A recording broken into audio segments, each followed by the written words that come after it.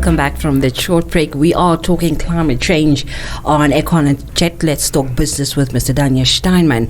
And of course, before the break, Mr. Daniel Steinman did give us a layout of really what climate change is about, but also how it does kind of like affect us on a daily, but that we must also not be worried, as some scientists would say, that we shouldn't be worried. But also, Mr. Daniel Steinman, there's also, a lot of people questioning, is climate change real?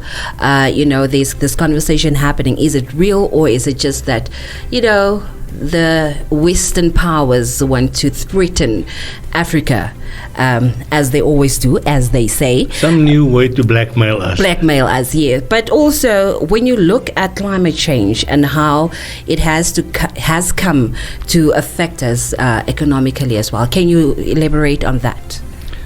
Elspie, I gave a broad outline of what climate change is. But at the same time, I said what it is not. Or what it's not supposed to be. And from my remarks, you gather that I am fully aware of the effect and impact of climate change, that part that we can see. Yes. But I'm also fully aware of the scientific contribution that says these are all just normal cycles in the life of Earth. Yes. Now, you heard what I said, that 1 million years is really nothing if you take the full existence of Earth.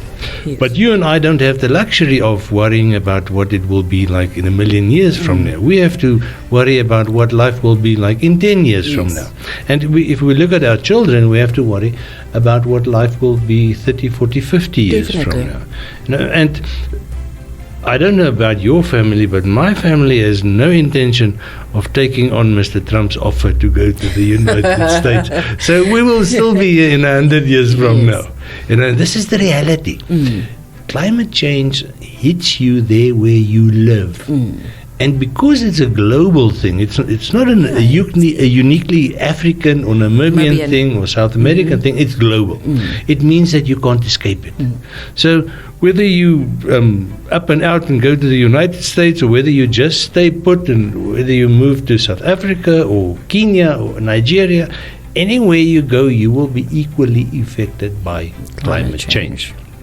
And the reality is, and this is what we've seen, is that there is vast damage, unforeseen damage that is caused by extraordinary climate events. Yes.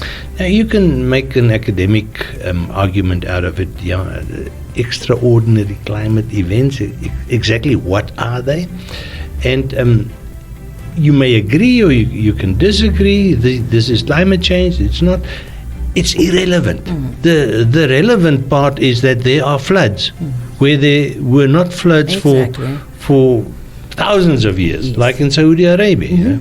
The other thing is there are droughts, like droughts that you've never seen, like last year in Namibia, and like 2019 in Namibia, and 2013 in Namibia.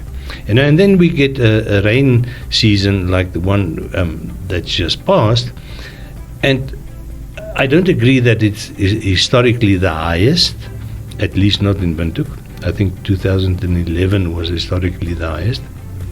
But if you look at our recent history, let's say of the last 200 to 250 years, we don't have on record or in our oral tradition any recollection of rain events like 2011. It's an extraordinary event, and it is probably caused by climate change.